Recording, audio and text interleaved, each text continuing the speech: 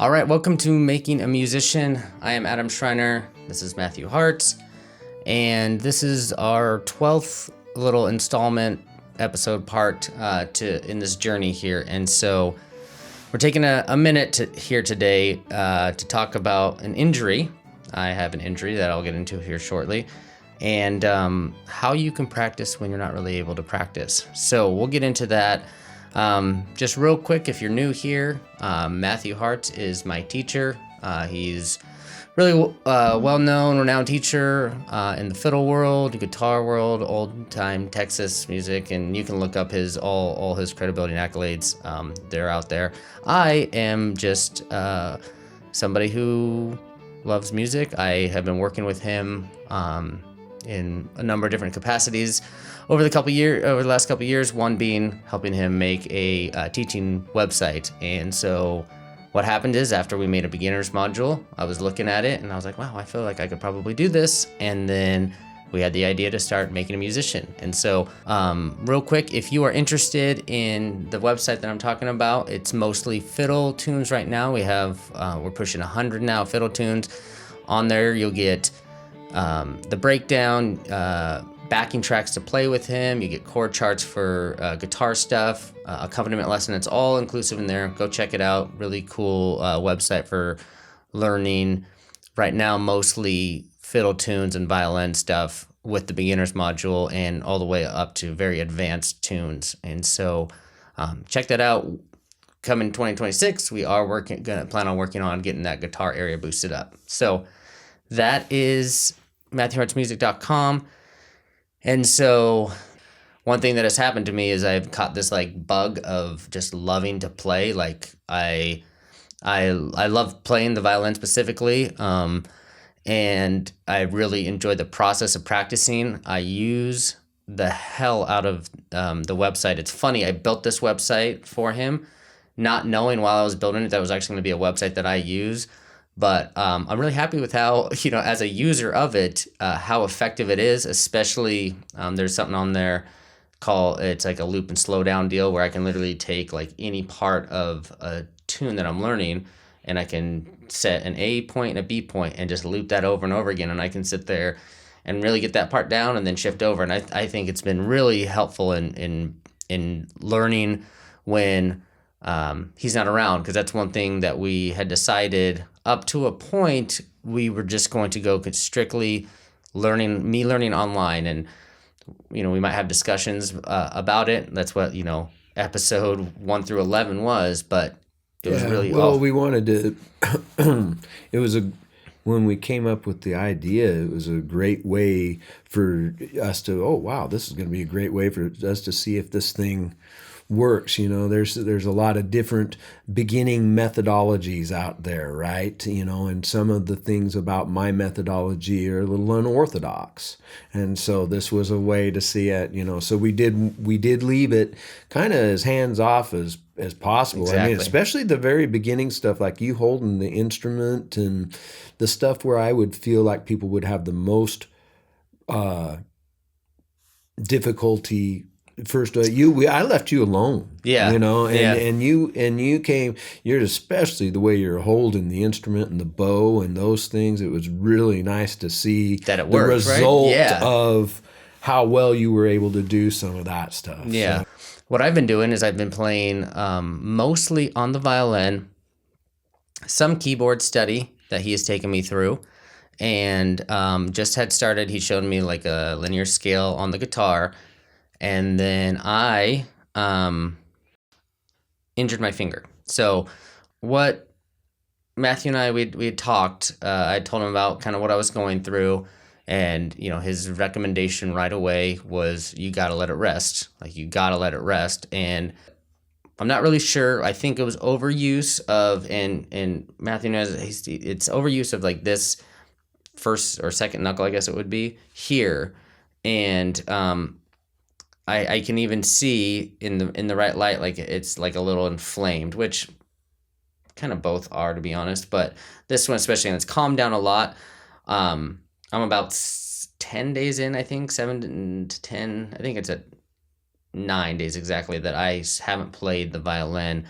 And My theory is I either bumped it or I did something where I injured it, and then I kept playing. Specifically, I think the one that I really hurt it on was the F sharp on the E string, because that compression is. That's where it's most compressed. And so, and then because it was on Rubber Dolly, and that was like the first tune that I had attempted to play outside of the simple melodies. And I was doing it and it was working. And so I was excited and it was irritated, but I also was like, oh, it's probably just getting conditioned. And then it never healed. So I am forced to rest it. And I have been. I did do this thing. I did buy a tool that I think is really helping. It's like this little red light gun, and I actually will, because I think it's so effective. I'm going to put a little link for it if you are interested in that. But I do this little gun for like 3 minutes a day, and I can, red light therapy is very, it's not like out there at all. Like it's used in physical therapy, and insurance covers it. And when if insurance covers it, it's been proven to be effective. So,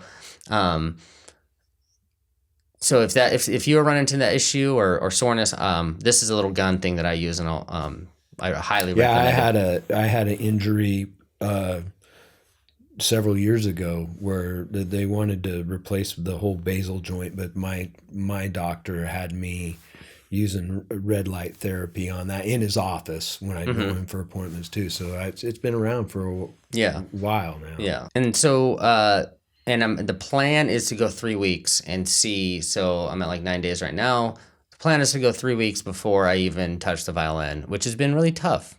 I definitely fell in love with playing the violin, even though I get it now. You know what I mean? I get why people get obsessed with music and playing, playing till their fingers bleed, because it's an addicting thing for sure. So, one thing that Matthew, one of the first things he suggested, and this is like the whole, like, how you practice when you can't practice. And he had said, let's just shift over to the piano if it doesn't irritate it, which it doesn't. That hitting a piano like that is not that same compression. It does not. There's no pain there. And so I have shifted. That was the first thing I did, is I shifted into playing the tunes on the piano. And you were able to do that because we'd already introduced yes. that into your learning. So it wasn't really like easily. we were really, reinventing the wheel. It's just like, okay, I can't do that. I can go over to this. But the nice thing is you had a basic understanding. Yeah, and you said just play the piano just like you do with play it with the fiddle videos and the you've got a little track. Portable keyboard that you can literally just set on your lap and sit on the couch and throw the video up and play with the video like you were playing the violin with it, but just playing the piano and because you're used to just because there is. That helps build like the rhythm aspect of it in. Well, it's the same thing. You're just doing it. You're making the notes on something else physically, right? But all the rhythm is exactly the same.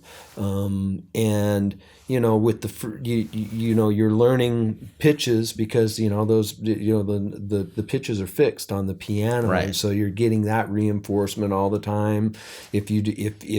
If that's something that you need reinforcement on, but it's great. It's a great tool. And then I feel like visualizing things on the keyboard is a great way to understand the system. And so when we go back to the guitar or back to the violin and to the guitar also, which we've started to hit, then anything you've done there is just informing that greatly. Got it. Okay. So that's one thing. The first thing that he recommended is if you can't play your instrument and you have another instrument, especially a piano, hop over to that while you're... Or anything that doesn't irritate that particular injury. And because you did ask when you said, can you play the guitar? And I said, no, even pressing the guitar is hurting. I think now, because it has gotten better, I could. I'm not going to. Yeah, no. But I think now, because the guitar isn't the same sort of compression, I probably could. Okay, so then the other thing, and I did a little, research on other way, what was out there of what you can do, and I want your take on this, on some of these. So one of them was that, practicing without actually touching the instrument, essentially like ear training.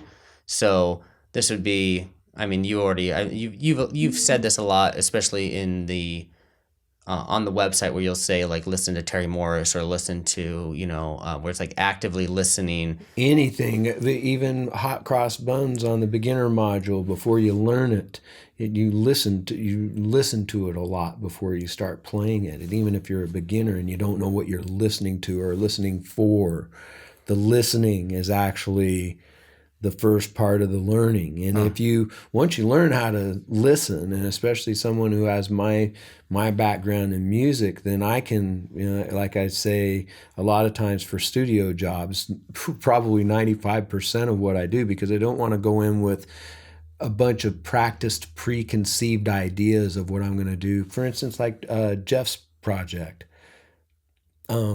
Oh, the one you, yeah, when we went in there, the idea is to go in there and be fresh, but I did want to be familiar with the material, and so a lot of that is just, I know that by listening and listening with intent and what I know how to do, I can do a lot of the practicing without touching my instrument. Right. And that's, for someone more at my skill level, it would be things like trying to see if I could identify like a key, or I don't know. Now that one would be that's not seeing if you can identify a key or what about know what about single notes? No, what I would have, this is where I would definitely say it would be different. No, never like going, oh my gosh, that's a C sharp, or that's still, that's down the road as far as ear training goes. But to think about what you like to practice something you already know, and then just to either visualize your fingers on the violin, not doing it, just thinking in your mind, or even, Terry Morris used to practice on his while he was driving, and he would practice moves on the steering wheel like this. I remember, or I've seen people do this a lot, and kind of being able to envision what their fingers are doing. But the same thing with hot cross buns. Boom, boom, boom, boom, boom, boom, boom, boom, boom, boom, boom, boom, boom, boom, boom, boom, boom. Right, that's a way that's physical right there, and that's probably might be too. But you can do that without having your fingers actually there. Right. Just imagine all that happening. And most of what I would have somebody do is at your stage, I would definitely limit it to stuff you already know and stuff that you had already been practicing, because that's stuff that you actually have evidence of what it was like to actually play it, right? Got it. That's actually really you good would to know. be guessing, right? And you wouldn't. Well, there's nothing wrong with that, except for you can't get any of that feedback you're looking for, or that how would I know what it is, feel like, or anything like that. And so the one thing that I would do is kind of limit it, or you'll know.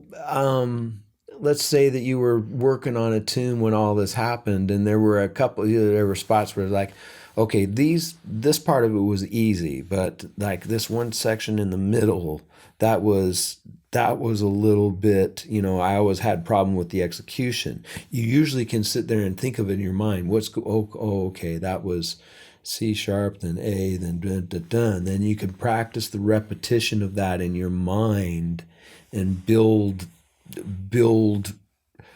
let's say, synapses based around that without actually doing it. Yeah. Does that make sense? Oh, 100%. And visualization is a big one, just in my life in general. We'll get into that a little bit later, but yeah, that makes more sense as far as the, not trying to guess when I'm trying to listen, to just do it with things I know right now. Right. And I'm really glad you said that, because I definitely would have probably tried to go past that. So I'm glad that you said to keep Well, it to what, you know. the thing about trying to identify, we're starting key study, but for me to ask you to try to identify keys right now would be, Yeah, it'd be a I only know tough, 3. yeah, Or 4, I guess.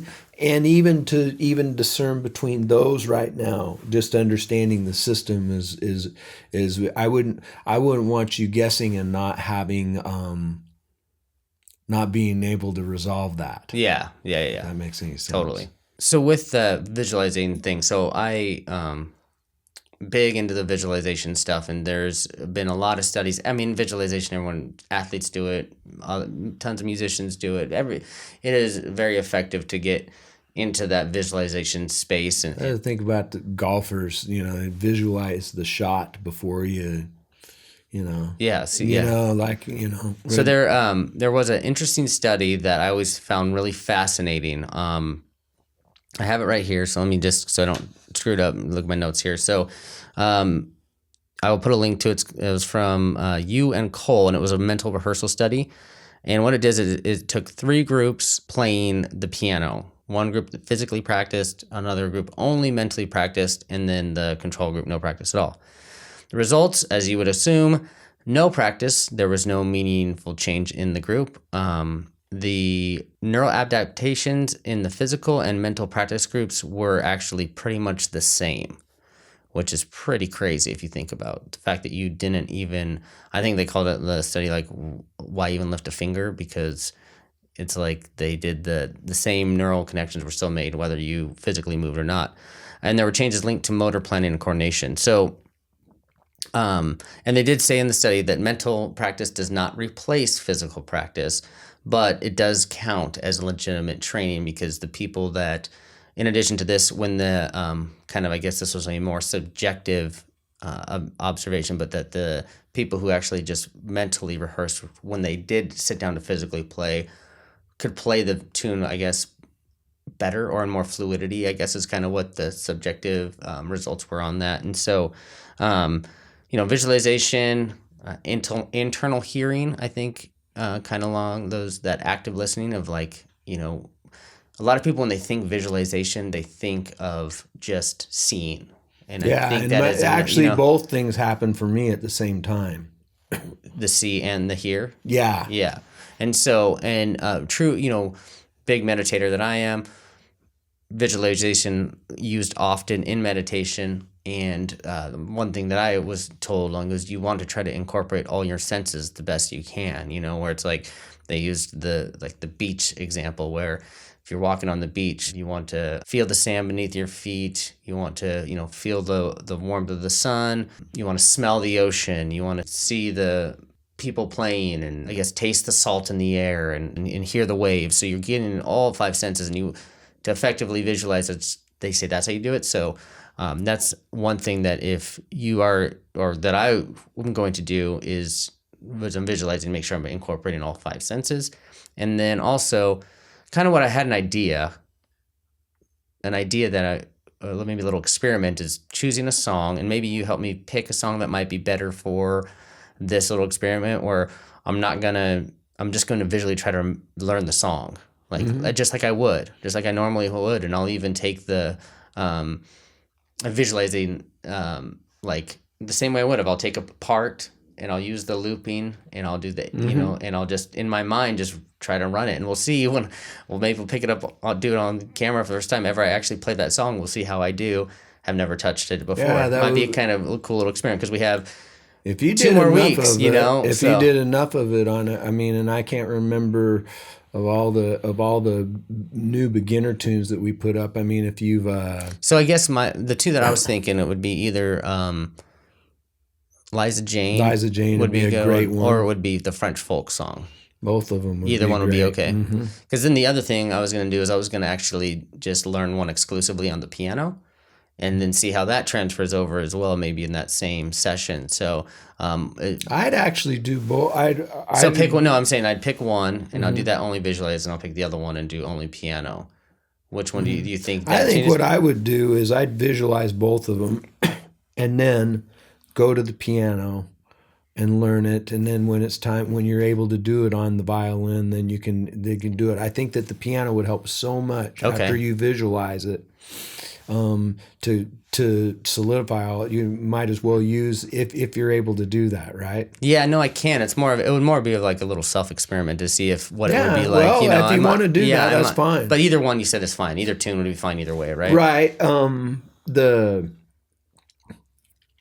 I would now that they one's a waltz and one's I think that they both would be good for slightly different reasons too. So. Okay, but got it. Okay. Okay, so that's going to be a little experiment we'll do here. Might as well make some fun out of this thing here. I guess as a beginner, one thing that I do want to mention is that one of the psychological issues of the injury is like I was doing so well and I was progressing so well, and like, you know, you had said that like, man, just keep doing what you're doing. It's you're doing it, like you're doing it. And so then when I'm stopped, it's like there's definitely a fear of losing momentum or slipping backward. Just like anything, if you feel like if you can't exercise and you've been losing weight, it's like, oh, what, you know. And in those cases, it's you know, you are going to, you know, maybe really can lose some momentum, and maybe physically you lose a tiny bit, but if you just stay engaged like we're talking about it, there's no reason why it should go. No, that shouldn't be the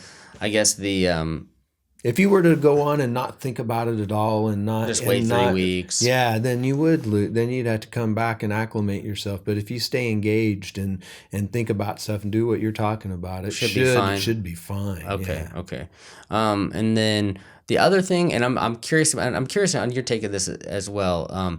So sometimes when I've been trying to like meditation is a good example, because that's the thing that I've practiced most of my life. You know, meditation is a practice, and so sometimes if I like, you know, I meditate every day, but sometimes I would intentionally take a day off, and then when I would go back the next day, I was like, it would get locked in, and it was like a much more effective practice.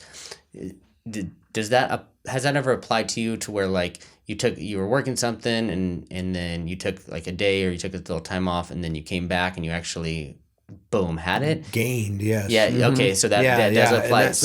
That happens almost. That kind of happens without fail, because I get so obsessive about things that I'll work on them and until I've got them probably over, you know, and still not satisfied with where I am and in my thinking or execution of those things. But it's and then I'll take that break. You know, maybe I think about it, maybe I don't, maybe, you know, and then I'll say, and then I go to play, and wow, it's there. It's there. Yeah. Okay. So that is actually motivating in this, knowing that, like, you know, maybe taking a break right now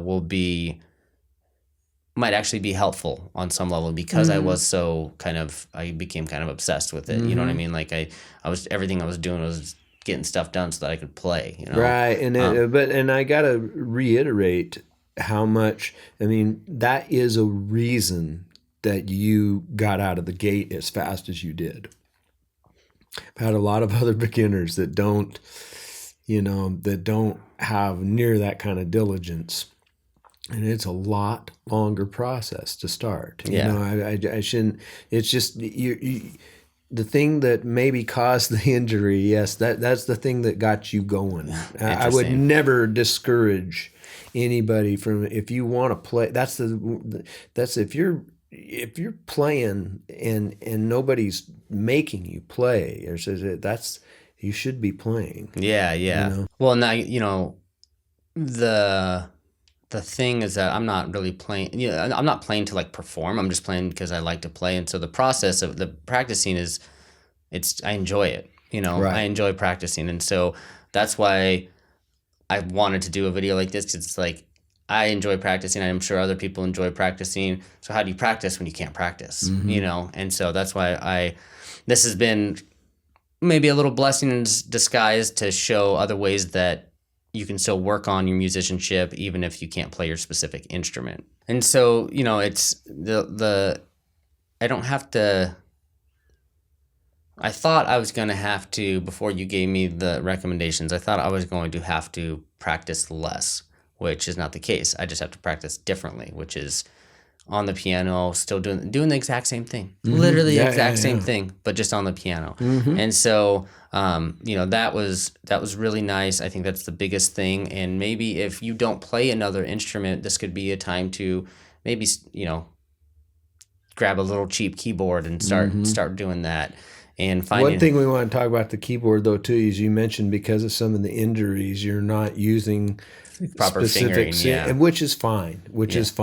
So like, there's some leeway in proper fingering, but at basic hand position, some of that stuff you're not even able to do that. Yeah, because in the last episode, my thumb was still messed up, so I couldn't even really play with that.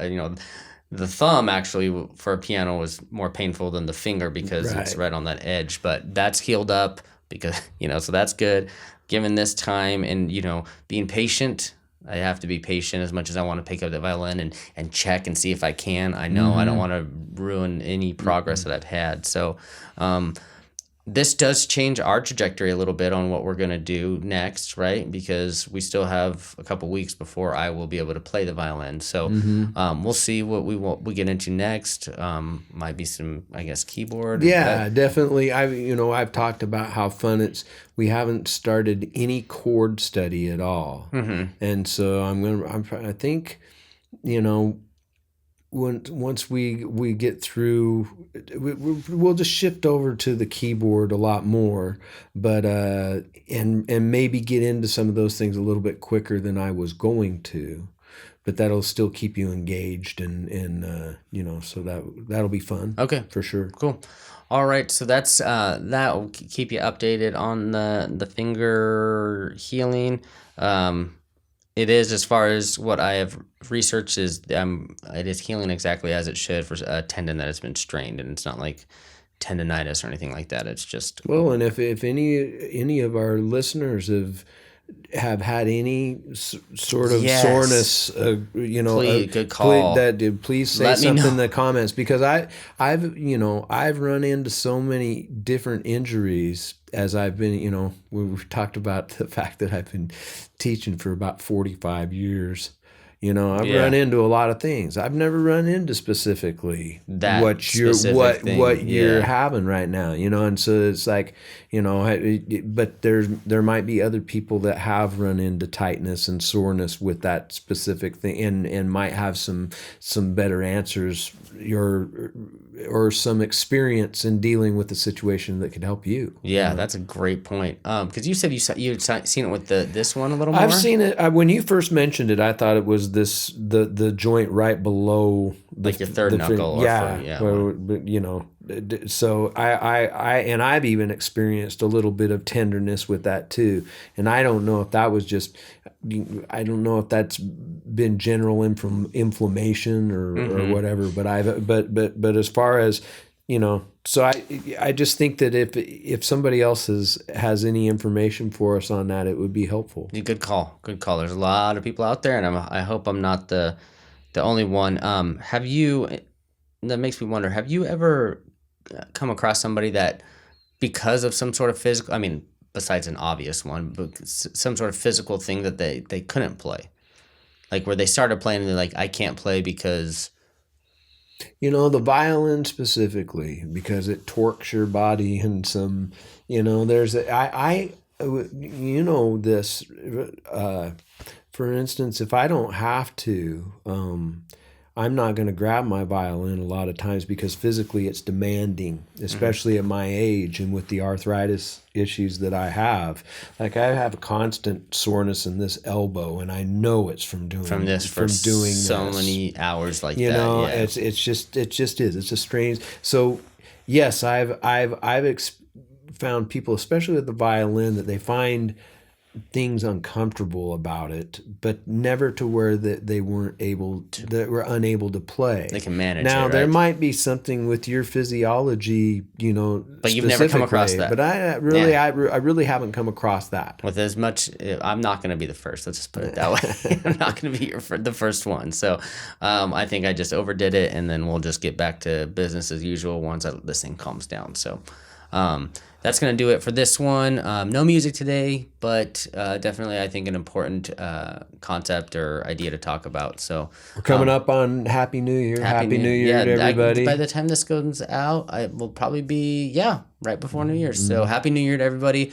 Please stick with us for 2026. This is not stopping through 2026. We're still going to keep this thing going and see how far I can come along. So thank you for tuning in, especially in these early stages of this little YouTube channel. It is really helpful when you tune in and subscribe and like and comment and do all that stuff. So thank you for doing that, and we will see you next time.